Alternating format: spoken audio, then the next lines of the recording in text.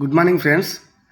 మనం సబ్జెక్ట్లోకి వెళ్తే సాలార్జంగ్ సంస్కరణలు అనేది ఒక టాపిక్ చాలా ఇంపార్టెంట్ మనకు. అక్కడ నుంచి ఏ ఎగ్జామ్లో అయినా మనకు కొన్ని బిట్స్ పడడానికి అవకాశం ఉంటుంది. అయితే మన టాపిక్ ఏదికి వెళ్తే ఆధునిక పరిపాలనా వ్యవస్థలో హైదరాబాద్ సంస్థానంలో పరిపాలనా వ్యవస్థ ఎట్లుంది అనే దానికి విషయానికి వస్తే, భారతదేశ దక్షిణ ప్రాంతంలో 82,698 చదరపు కిలోమీటర్ల విస్తీర్ణం కలిగిన హైదరాబాద్ సంస్థాన్ని నిజాం రాజ్యంగా వ్యవహరిస్తారు.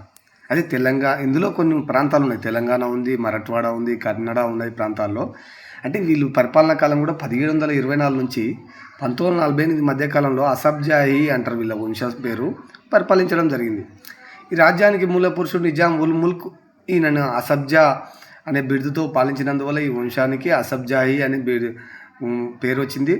అంటే వీరిని నిజాంలు అనడం, తర్వాత కాలంలో నిజాం అనే పేరు కూడా రావడం జరిగింది. అసబ్జాయి వంశంలో తొలి పాలకుడు వచ్చేసి నిజాం ఉల్ ముల్క్, చివరి పాలకుడు వచ్చేసి ఉస్మాన్ అలీ ఖాన్. వరకు మొత్తం 9 మంది రాజులు 224 సంవత్సరాలు హైదరాబాద్ సంస్థానాన్ని పాలించారు. అయితే మొఘల్ చక్రవర్తి ఔరంగజేబు 1717 మొఘల్ సామ్రాజ్యం విచ్ఛిన్నమై క్షీణదశ ప్రారంభమైంది అప్పుడప్పుడే. ఈ పరిస్థితిలో మొఘల్ సుబేదార్ అయిన నిజాముల్ ముల్క్ దక్కన్లో 1724లో స్వతంత్ర రాజ్యాన్ని స్థాపించాడు. ఈ స్వతంత్రం ప్రకటించుకున్న తర్వాత 1758 వరకు ఈ వంశస్థులు మొఘల్ సుబేదార్లుగా చెప్పుకున్నారు. ఇది గుర్తుపెట్టుకోవాలి మీరు. వారి అధికార పత్రాలపై మొఘల్ సుబేదార్గా రాసుకున్నారు. అయితే మొఘల్ చక్రవర్తుల పేరుతో వారు నాణ్యాలను ముద్రించారు. నిజాం అలీ ఖాన్ కాలం నుంచి వారు నిజమైన నిజాములుగా పిలువబడ్డారు. అయితే భారతదేశానికి స్వతంత్రం వచ్చాక దేశంలో గల 562 సంస్థానాల్లో హైదరాబాద్ సంస్థానమే అతిపెద్దది. ఇది 1948 సెప్టెంబర్ 17న భారతదేశంలో విలీనమైంది. అయితే ఇది వచ్చేసి మన టాపిక్లో ఇంట్రడక్షన్ పార్ట్. అయితే హైదరాబాద్ సంస్థానంలో ఆధునిక పాలనా వ్యవస్థకు శ్రీకారం చుట్టింది అసబ్జాయి వంశమే. అయితే హైదరాబాద్ సంస్థానంలో కుతుబ్ షాహీల పరిపాలన 1512లో నుంచి 1687 వరకు జరిగింది. అయితే విపరీత పరిస్థితుల వల్ల ప్రభావంలో ఎలాంటి నిర్మాణాత్మక కార్యక్రమం చేపట్టడానికి సానుకూలత లేదు. జరిగిన కొద్దిపాటి పాలన కూడా భవన నిర్మాణాలకే పరిమితమైంది. 1853 తర్వాత నిజాం పరిపాలన విధానంలో అయితే సమూల మార్పులు చేపట్టిన సంస్కరణలు చుట్టింది. ఇలాంటి నిజాం పరిపాలనా వ్యవస్థలో దివాన్ లేదా ప్రధానమంత్రికి విశిష్టతనం ఉంది. వీరిలో అత్యంత సమర్థుడు మొదటి సాలార్జంగ్. ఈయన సాలార్జంగ్ వచ్చేసి 1829లో బీజాపూర్లో జన్మించడం జరిగింది. ఇతడు మదీనాకు చెందిన షేక్ ఉమర్ ఖాన్ సంతతికి చెందినవాడు. ఇతను లండన్లోని ఆక్స్ఫర్డ్ యూనివర్సిటీ నుంచి గౌరవ డాక్టరేట్ తీసుకోవడం జరిగింది. అయితే నాసిరుద్దౌలా పరిపాలనా కాలంలో ప్రధానమంత్రిగా పనిచేసిన నిజాముల్ ముల్క్ 1853 మరణించాక అతని మేనల్లుడు మొదటి సాలార్జంగ్ దివాన్గా నియమించబడ్డాడు. అయితే అదే రోజున చందులాల్ మనవడు నారాయణ ప్రసాద్ షిప్కార్గా అధికారం స్వీకరించారు. అయితే సాలార్జంగ్ అని పిలువబడే మొదటి సాలార్జంగ్ అసలు పేరు నవాబ్ తురాబ్ అలీ ఖాన్. అయితే సాలార్జంగ్ అనేది బ్రిటిష్ వారు ఇచ్చిన బిరుదు అన్నట్టు. వాళ్ళకి బిరుదుగా ఫస్ట్ పేరు పెట్టుకునేవారు. హైదరాబాద్ సంస్థానంలో ప్రధాన మంత్రులుగా పనిచేసిన వారందరిలో అగ్రగణ్యుడు ఎవరంటే మేధావి, సంఘ సంస్కర్త, సమర్థుడు ఎవరంటే సాలార్జంగే. ఇలా వచ్చేసి 30 సంవత్సరాలు ఇతని కాలం ఉంటుంది. అంటే ప్రధానమంత్రిగా చేసిన కాలం 1853 నుంచి 1883 వరకు. సాలార్జంగ్ ప్రధానమంత్రిగా బాధ్యతలు స్వీకరించిన రోజు నుంచి అసబ్జాయి రాజులు నాసిరుద్దౌలా, అఫ్జలుద్దౌలా, మీర్ మహబూబ్ అలీ ఖాన్ ఇట్లా ముగ్గురు వద్ద సాలార్జంగ్ ప్రధానమంత్రిగా సమర్థవంతంగా విధులు నిర్వహించాడు. అయితే నాటి భారతదేశ సంస్థానంలో గల ప్రధానమంత్రుల్లో ఉన్నతుడుగా కీర్తించబడ్డాడు. అంటే అతను పదవి చేపట్టిన నాటికి అతని వయసు కేవలం 24 సంవత్సరాలు. అతను చిన్న వయసులోనే ప్రధాని పరిపాలన పద్ధతులు నేర్చుకున్నాడు. ప్రజా సంక్షేమం కోసం, రాజ్య రక్షణ కోసం ఉన్నతమైన పరిపాలన వ్యవస్థగా, పాలకునిగా, పరిపాలన దక్షిణగా పెరిగించాడు. అయితే సాలార్జంగ్ నిజాం రాజ్య సర్వతోన అభివృద్ధికి కృషి చేసిన వారిలో ఒకడు. అయితే బహుమని ప్రధానమంత్రి మహమ్మద్ గవాన్తో పోల్చడం జరిగింది. సాలార్జంగ్ వచ్చేసి నిజాం రాజ్య వ్యవస్థను పునరుజ్జీవింపజేసిండని ఎవరు చెప్పిండ్రు? విలియం డిగ్బీ అనేట ఆయన వ్యాఖ్యానించడం జరిగింది. ఇది గుర్తుపెట్టుకోవాలి మీరు. ఎగ్జామ్ పాయింట్ ఆఫ్లో చాలా ముఖ్యమైన ఇలాంటివి. ఇట్లా అంటాడు, సాలార్జంగ్ నిజాం రాజ్య వ్యవస్థను పునరుజ్జీవింపజేసిన వ్యక్తి అని వ్యాఖ్యానించిన వాళ్ళు ఎవరు అని అంటారు. కింద విలియం డిగ్బీ 2-3 ఆప్షన్స్ ఇస్తాడు. ఇట్లా అప్పుడు మీరు గుర్తుపట్టడానికి ఈజీగా ఉండాలి ఏదైనా కానీ. అలాగే నిజాం రాజ్య పరిస్థితులు ఈయన వచ్చే నాటికి ఎలా ఉన్నాయి అన్నాడంటే, సాలార్జంగ్ దివాన్గా నియమించిన నాటికి నిజాం రాజ్య పరిస్థితులు అస్తవ్యస్తంగా ఉన్నాయి. బ్రిటిష్ వారికి చెల్లించవలసిన బకాయిల కింద 1853లో సారవంతమైన రాయచూరు, ఉస్మానాబాద్, బేరర్ ప్రాంతాలను ఇంగ్లీష్ వారికి తీసుకున్నారు. తద్వారా నిజాం ఆర్థిక పరిస్థితి పూర్తిగా దివాలా తీసింది. అందుకు సంస్థానంలోని ముస్లింపై ఇంగ్లీష్ వారు ఏం చేశారు, వ్యతిరేక ధోరణితో ఉన్నారు. నిజాం ఆర్థిక పరిస్థితి అధ్వానంగా ఉండడంతో తన సొంత ఉద్యోగులకు కూడా జీతాలు ఇవ్వలేని పరిస్థితిలో ఉన్నారు. నిజాం సొంత ఖర్చులకు కూడా డబ్బు లేక సొంత భూములు, వజ్రాలు, నగలు వంటి వాటిని రోహిల్లా వర్తకులకు తాకట్టు పెట్టి 3 కోట్లు అప్పు చేశాడు. ఉద్యోగుల అవినీతి పరులై ప్రజలు బాధింపసాగారు. అంటే రాజ్యంలో శాంతి భద్రతలు కరువైనాయి. దోపిడీ, దొంగతనాలు, అనైతిక చర్యలు ఎక్కువైనాయి. పాలనా యంత్రాంగం బంధుప్రీతితో నిండిపోయింది. అంటే రెవెన్యూ విధానంలో కొన్ని చోట్ల వేలం పద్ధతి ఉండేది. రైతులు ఎన్నో బాధలకు గురి చేసేవారు. అస్తవ్యస్తంగా ఉన్న నిజాం రాజ్యాన్ని సంస్కరించడానికి సాలార్జంగ్ అనేక సంస్కరణలు శ్రీకారం చుట్టాడు. హైదరాబాద్ సంస్థానంలో ఆధునిక పరిపాలనా వ్యవస్థ పునాది వేసింది ఎవరనే అంటే సాలార్జంగే. అందులో వచ్చేసి అంటే 3 దశాబ్దాలుగా పేర్కొనడం జరుగుతుంది. సాలార్జంగ్ సంస్కరణలు ఏంటివి అంటే 1857 నుంచి 1864, అంటే ఇది ప్రథమ దశ. అంటే ఈ కాలంలో సంస్కరణలు మందకొడిగా సాగినాయి. అంటే బ్రిటిష్ వారి ఆదరాభిమానులను పొందే ప్రయత్నం చేస్తూ పరిపాలన వ్యవస్థపై పట్టు సాధించడం జరిగింది. రాగానే ఎవరైనా కానీ నేనే అంటే ఒప్పుకుంటారా? కాదు, కొద్దిగా పరిపాలనా వ్యవస్థను చూసుకుంటూ వెళ్తారు. అందులో ముఖ్యమే ప్రథమ దశలో ఏంటంటే ఆంగ్లేయుల అభిమానం చురగొన్నాడు అన్నట్టు. తర్వాత ఏమైంది, 1864 నుంచి 1880 వరకు ద్వితీయ దశలో ఈ కాలంలో సంస్కరణలు వేగవంతంగా కట్టుదిట్టంగా అమలు చేశాడు. ఆ టైంలో 1880 నుంచి 1883లో తృతీయ దశ అంటారు. ఈ కాలంలో 6వ నిజంగా రాజు వచ్చారు. అప్పుడు ఏమైందంటే మీర్ మహబూబ్ అలీ ఖాన్ తోడ్పాటుతో ఆంగ్లేయుల సహకారంతో అన్ని సంస్కరణలు పూర్తి చేయడం జరిగింది. అయితే 3 దశల్లో సాలార్జంగ్ అమలు చేసిన సంస్కరణలు కొన్ని చెప్పుకుందామంటే, అప్పుడు ఏం చేశారు సాలార్జంగ్ అంటే పరిపాలన ఏం చేసిందంటే నిజాం రాజ్యాన్ని 5 సుబాలుగా 17 జిల్లాలుగా విభజించాడు.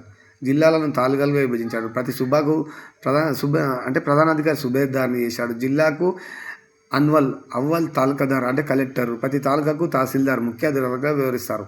వీరందరికీ ప్రత్యేక కార్యాలయాలను సిబ్బంది ఉంటారు. ఒక్కొక్క జిల్లాలో ఎంతమంది ఉద్యోగులు ఉండాలో నిర్ణయింపబడింది.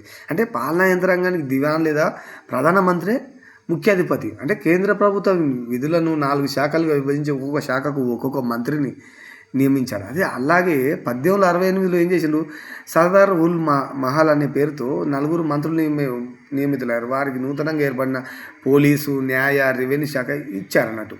అయితే 4వ మంత్రి ప్రజా సంక్షేమం, విద్య, ఆరోగ్యం, స్థానిక సంస్థలు నిర్వహిస్తారు. అంటే మంత్రులందరూ ప్రధానమంత్రికి లోబడి పనిచేస్తారంటారు. యువకులైన వారిని సాలార్జంగ్ మంత్రులుగా నియమించి వారికి పాలనానుభవాన్ని కల్పించారు. అంటే తాలూకాదారు వ్యవస్థను పర్యవేక్షించేందుకు 1865లో మజ్లిస్ ఈ మల్ గుజారీ అనే పాలనా బోర్డును కూడా ఏర్పాటు చేశాడు అన్నట్టు. అయితే ప్రధానమంత్రి అయిన సాలార్జంగ్ తనకు సయ్యద్ హుసేన్ బిల్గ్రామి అనే అతన్ని అంతరంగిక కార్యదర్శిగా నియమించుకున్నాడు.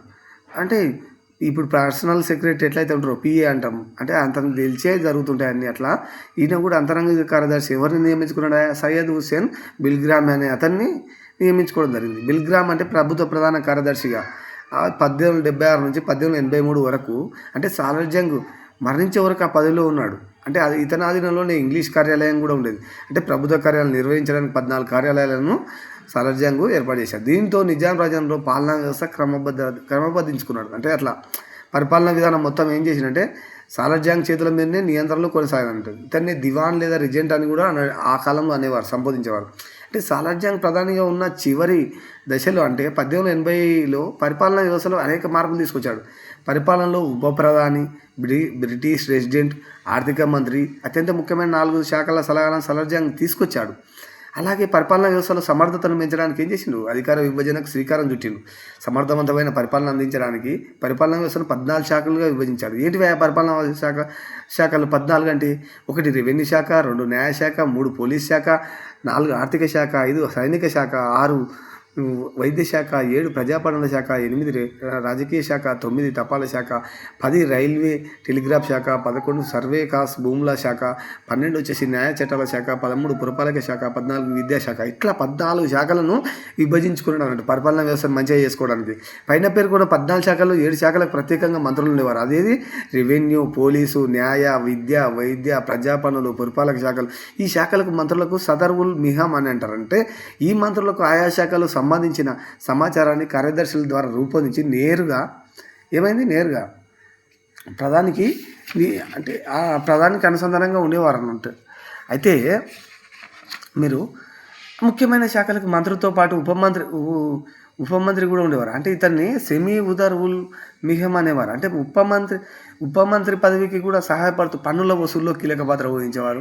అంటే మీకు తెలుసు, అంటే మధ్యయుగంలోనైనా ప్రాచీన యుగంలోనైనా పన్నులు అనేది ఎలాంటి పాత్ర వహిస్తాయి అనేది తెలుసు. మొఘల్లోనే కొందరు జిజియా పన్ను ప్రవేశపెడితే కొందరు పన్ను తీసేసారు ఆ రాజులు. వాళ్ళ అంటే నిర్వహణ సామర్థ్యం కోసం, ఆదాయాన్ని పెంచుకోవడం కోసం జుట్టు పన్ను అని, ఆదాయ పన్ను అని, వివాహాలపై పన్ను అని, ఇతర పన్నులన్నీ విధించేవారు అన్నమాట. అంటే పన్నులతోటే ఆర్థిక వ్యవస్థను మంచిగా చేసుకోవడానికి ఇట్లే పన్నుల వసూల్లో కీలక మాత్రం ఉప మంత్రి పదవి ఇవ్వడం జరిగింది అన్నట్టు. కీలక శాఖలకు మంత్రులు, ఉపమంత్రులతో పాటు కార్యదర్శులు కూడా ఉండేవారు. అంటే వీరు ప్రధాన ఆధ్వర్యంలో ఏమైంది, వివిధ శాఖలకు సంబంధించిన అంశాలను పరిపాలించేవారు. అంటే ఒకటే కాడ లేకుండా అంటే వివిధ విభాగాలుగా విభజించుకొని ఏం చేశారు, పరిపాలన వ్యవస్థను మంచిగా చేసిరు అన్నట్టు. సార్వజనిక అధికారానికి ఇచ్చే నిజాం రాజ్య ఆర్థిక పరిస్థితి అత్యంత దయనీయంగా ఉన్నప్పుడు ప్రధాని పదవి నిర్వహించిన చందులాల్ వంటి వారి ఆర్థిక విధానం నిజాం ఖజానాకు దివాలా తీయించిండ్రు. కాబట్టి సార్వజనిక అధికారం చేపట్టగానే ఏమైంది, ప్రభుత్వ వ్యయాన్ని తగ్గించి ఆదాయాన్ని పెంచే మార్గాలను అన్వేషించాడు. ఇందుకోసం అనేక చర్యలు తీసుకోవడం జరిగింది. అంటే పరిపాలన యంత్రాంగాన్ని పూర్తిగా పరిశీలించి పని లేకుండా ఉండి ఎక్కువ జీతాలు తీసుకునే వారిని 100 మందిని ఉద్యోగులను తొలగించారు. వారు నిర్వహించే పదవులను రద్దు చేశారు. దీంతో ఉద్రేకంతో ఉన్న వారి సార్వజనికపై అత్యాయత్నం కూడా చేశారు. అంటే తీసేసిన వారు ఊరుకుంటారా? అంటే ఎక్కువ అమౌంట్ తీసుకునే వాళ్ళు దిక్కులేని పరిస్థితులు అయిపోయారు. అప్పుడు ఏం చేశారు, సార్వజనికపై కూడా అత్యాయత్న ప్రయత్నం చేశారు అన్నట్టు. అయినప్పటికీ అతను చెల్లించకుండా తన సంస్కరణలు అమలు చేశాడు. అంటే నిజాంకు కూడా ఆనాటి మరాఠాల నుంచి, మైసూరు పాలక నుంచి ఇంతకు ముందున్న ప్రమాదాలు లేవు. అంటే కాబట్టి సైనికుల సంఖ్యను తగ్గించాలనుకున్నాడు. సికింద్రాబాద్ బొల్లారంలో ఉన్న ఇంగ్లీష్ సైన్యము దేశ రక్షణకు చాలని సొంత సైన్యాన్ని కొంచెం తగ్గించాడనట. అంటే ఈ 2 చర్యల వల్ల ప్రభుత్వ నిర్వహణలో దుబారా ఖర్చు తగ్గించాడు. అంటే సంవత్సరంలో ఆర్థిక లోటు తీరింది. దాంతో వడ్డీ వ్యాపారాలు తాకట్టు పెట్టిన నిజాం ఆభరణాలు, వజ్రాలు, భూములు మళ్ళీ రిటర్న్ వచ్చేసినాయి. అంటే విడిపించడం జరిగింది. అంటే సార్వజనిక కాలంలో భారతదేశ చరిత్రలో జరిగిన ప్రధాన సంఘటన అనేది సిపాయిల తిరుగుబాటు. 1857లో జరిగిన సిపాయిల తిరుగుబాటు భారతదేశ కంపెనీలో ప్రభుత్వాన్ని కదిలించింది. అంటే హైదరాబాద్ సంస్థానం తిరుగుబాట్లు చేరాలని ప్రజల నుంచి సాలార్జంగ్పై ఒత్తిడి వచ్చింది. కానీ సాలార్జంగ్ దూరదృష్టితో తన విచక్షణ జ్ఞానంతో తప్పని గ్రహించి తిరుగుబాటుదారులను మందలించి ఇంగ్లీషు వారిని సమర్థించాడు. అంటే ముస్లిం ప్రజలను రెచ్చగొడుతున్న అల్లావుద్దీన్ మౌలీని బంధించి అండమాన్ దీవులకు పంపాడు. హైదరాబాద్లో రెసిడెన్సీపై దాడి చేసిన తుర్రెబజ్ ఖాన్ బ్రిటిష్ వారు కాల్చి చంపారు. అంటే సాలార్జంగ్ బ్రిటిష్ అనుకూల చర్యల వల్ల నిజాం రాజ్యం రక్షించబడింది. అంటే సాలార్జంగ్ బ్రిటిష్ వారిని ఒప్పించి 1853లో బకాయిల కింద వారు ఆక్రమించిన రాయచూరు, ఉస్మానాబాద్ తిరిగి సంపాదించారు. అంటే బ్రిటిష్ వారికి నిజాం బకాయి ఇవ్వబడిన 50 లక్షల రూపాయలు రద్దు చేయించడం జరిగింది దీనివల్ల. అంటే మీరు గమనించవచ్చు, సాలార్జంగ్ ప్రధానిగా ఉన్నప్పుడు హైదరాబాద్ సంస్థానానికి చేసిన గొప్ప సేవ ఉపకారమే కాక నిజాం ఆర్థిక పరిస్థితిని చక్కదిద్దబడింది. తిరుగుబాటుని అణచివేయడంలో బ్రిటిష్ వారికి సహకరించినందుకు 5వ నిజాం అఫ్జలుద్దౌలా బ్రిటిష్ వారు స్టార్ ఆఫ్ ఇండియా బిరుదు పొందాడు. ఇవి క్వశ్చన్ రావడం జరుగుతుంది, ఎవరికి స్టార్ ఆఫ్ ఇండియా బిరుదు వచ్చింది అది అనేది. రెవెన్యూ సంస్కరణలో సాలార్జంగ్ సంస్కరణలో రెవెన్యూ సంస్కరణ చాలా ముఖ్యమైనది. రాజ్యానికి ప్రధాన ఆదాయ వనరుడు అంటే రెవెన్యూ. కాబట్టి రెవెన్యూ విధానం 1864-65లో పూర్తిగా వ్యవస్థీకరించడం జరిగింది. అంటే అప్పటి వరకు ప్రభుత్వానికి పన్ను చెల్లించే రైతులకు మధ్య వేలం పాడిన గుత్తేదారులు ఉండేవారు. కానీ ఈయన వచ్చినాక ఏం చేశారు, వీరందరూ ఎందుకు రైతులను పీడించేవారు. ఈ విధానాన్ని సాలార్జంగ్ పూర్తిగా రద్దు చేసి ఒక రెవెన్యూ విధానాన్ని రూపొందించిండు సాలార్జంగ్. అంటే బందీ విధానం అంటారు దీన్ని, జిల్లా బందీ విధానం కాదు, జిల్లా బందీ విధానం అంటారు. అంటే దీని ప్రకారం ఏమైందంటే నిజాం రాజ్యాన్ని ఎప్పుడైతే 17 రెవెన్యూ జిల్లాలుగా విభజించిండో ఈ రెవెన్యూ జిల్లాను 5 ప్రాంతీయ మండలాలు కూడా ఏర్పడేసిండు. ఫస్ట్ది ఉత్తర మండలం వచ్చేసి నిజామాబాద్, కరీంనగర్ ప్రాంతాలు, దక్షిణ మండలం వచ్చేసి గుల్బర్గా, షోలాపూర్, రాయచూరు ప్రాంతాలు, పశ్చిమ మండలం వచ్చేసి బీదర్ నాదేడ్ ప్రాంతాలు, తూర్పు మండలం వచ్చేసి వరంగల్, నల్గొండ, ఖమ్మం ప్రాంతాలు, వాయువ్య మండలం వచ్చేసి ఔరంగాబాద్ దాని పరిసర ప్రాంతాలు. ఇట్లా 5 వాయువ్య మండలాలను 5 ప్రాంతీయ మండలాలను చేసుకొని 17 రెవెన్యూ జిల్లాలుగా చేసుకొని పరిపాలనా వ్యవస్థను ఒక తాటిపై తీసుకురావడం జరిగింది. అంటే ప్రతి మండలానికి ఒక సుబేదారు, జిల్లాలో ప్రధాన తహసీల్దారు, ఆయనే కలెక్టర్ అంటారు, ఉద్యోగి అని అంటారు. అలాగే భూమి శిస్తు వసూలు చేయడం ఇతని ప్రధాన విధి అయింది. అంటే రెవెన్యూ శాఖ రాజ్యమంతటా రెవెన్యూ పాలనను క్రమబద్ధం చేయడానికి 1864లోనే రెవెన్యూ బోర్డు ఏర్పాటు చేశాడు. అంటే ఇందులో ఒక అధ్యక్షుడు, 4 సభ్యులు. వీరికి వ్యవసాయం, వర్తక వ్యాపారాలు, దిగుమతి ఎగుమతి సుంకాలు, స్టాంపు డ్యూటీ, రహదారులు ఇలా స్థానిక సంస్థలకు సంబంధించిన పనులన్నింటిపై అజమాయిషీ అధికారులు ఇవ్వబడింది. ఎవరికి ఇవ్వబడింది అంటే రెవెన్యూ శాఖకు ఇవ్వబడింది అన్నట్టు. 200 రూపాయల వరకు శిస్తు మాఫీ చేసే అధికారం బోర్డుకు గలదు. అంటే కానీ 1867లో దీన్ని రద్దు చేసి దాని స్థానంలో సదర్ మహకే ఇమేల్ గుజారీ అనే పేరుతో కేంద్ర రెవెన్యూ శాఖ ఏర్పాటు చేసింది. అంటే ఈ శాఖ పదాధికారులను ముహతామీం రుకున్ అనేవారు. అంటే వ్యవసాయము, నీటిపారుదల, గ్రామ రక్షణ, స్టాంపుల మంజూరు వంటి విధులు నిర్వహించేవారు. అంటే కానీ దీన్ని కూడా 1868లో రద్దు చేసి రెవెన్యూ శాఖ పరిధిలోకి తీసుకొచ్చారు. అంటే రెవెన్యూ మండలంలోని భూమి శిస్తు వసూలు చేయడానికి గతంలో ఉన్న వేలం పద్ధతిని, మధ్య దళారులను తొలగించి రైతువారి విధానాన్ని ప్రవేశపెట్టారు. అంటే రైతుకు ప్రభుత్వానికి ప్రత్యక్ష సంబంధం ఉన్నది. వారికి తమ భూమిలపై హక్కులు కలిగించారు. అంటే ఇనాం భూములను రద్దు చేసి రైతువారి విధానాన్ని ప్రవేశపెట్టారు. అంటే ప్రతి 30 సంవత్సరాలకు ఒక శిస్తు నిర్ణయ పద్ధతిని ప్రవేశపెట్టాడు. భూమిని కొలిపించి అద్దులు నిర్ణయించి రికార్డు తయారు చేయించాడు. అంటే భూమి విస్తీర్ణాన్ని, సాగు పరిమాణాన్ని బట్టి శిస్తు నిర్ణయించే పద్ధతిని ప్రవేశపెట్టాడు. అంటే భూమి శిస్తు ధన రూపంలో కానీ ధాన్య రూపంలో కానీ చెల్లించవచ్చు అని చెప్పాడు. దీనివల్ల ఏమైంది, రైతులకు కొంచెం వెసులుబాటు కల్పించాడు అన్నట్టు. ఒక డబ్బే చెల్లించకుండా ధాన్య రూపంలో అంటే తనలో ఉన్న ధాన్యాన్ని కొంచెం ఇవ్వడం వల్ల ఏమైంది, రైతుకు కూడా వెసులుబాటు వచ్చిందన్నట్టు. భూమిని సర్వే చేయడానికి ఒక సెటిల్మెంట్ విభాగాన్ని కూడా చేసిండు. అదే ఎప్పుడు అబ్బా అంటే 1875లో ఏర్పాటు చేశాడు. ప్రభుత్వ ఉద్యోగులకు ఇనాములు ఇచ్చే పద్ధతిని రద్దు చేశాడు. అంటే జీతాలు ఇచ్చే విధానాన్ని ఏర్పాటు చేశాడు. అంటే ఇనాములు అంటే ఒక భూమి ఇవ్వడం, ఒక గ్రామం ఇవ్వడం, ఇలాంటి రద్దు చేసి ఏం చేసిండు, జీతాలు ఇచ్చే పద్ధతిని పెట్టాడు. అంటే ఇప్పుడు దీనివల్ల ఏమైంది, అసమర్థులైన అవినీతి గల ఉద్యోగులను తొలగించి సమర్థులు, నిజాయితీ పనులను నియమించుకున్నాడు. అంటే బలవంతంగా పన్నులు వసూలు చేయడం, జరిమానాలు విధించడం, శిక్షలు చేయడం, ఇలాంటి పద్ధతులను తొలగించాడు. దీనివల్ల ఏమైందంటే రెవెన్యూ వ్యవస్థ ఒక గాడిలో పడ్డది. అంటే మనం ఇప్పుడు సాలార్జంగ్ సంస్కరణలు ఎంత ప్రభావం చూపినవి అనేది, అంటే ఒక 1857 తిరుగుబాటు అప్పుడు మాత్రం వాళ్ళకి సపోర్ట్ చేయడం వల్ల మన హైదరాబాద్ ఆర్థిక పరిస్థితిని కొంచెం అంటే వెసులుబాటు తీసుకురావడం జరిగింది. కానీ అప్పుడు జాతీయ ఉద్యమం గట్టిగా నడుస్తున్నది, ఓకే. కానీ అప్పుడున్న హైదరాబాద్ పరిస్థితుల్లో ఈయన చేయక తప్పని పరిస్థితి. అంటే ఆర్థిక లోటుతోటి ఉన్నాడు కాబట్టి ఆ ఆర్థిక లోటును పూడ్చడానికి బ్రిటిష్ వారికి అనుకూలంగా ప్రవర్తించి ఆ రాయచూరు అంటే ఈ జిల్లాలందరినీ ఇడిపించాడు. అంటే అక్కడ నుంచి తేవడంలో ఎంత ప్రభావవంతంగా చేశాడనే దాన్ని మనం దీనివల్ల మనం గుర్తుపెట్టుకోవచ్చు అన్నట్టు. Okay, thank you friends. మన ఛానల్ మోర్ ఆంజనేయ సెవెన్ ఛానల్ని మీరు చూడండి, నన్ను ఆదరించండి, సబ్స్క్రైబ్ చేసుకోండి, షేర్ చేయండి. Thank you friends, thank you.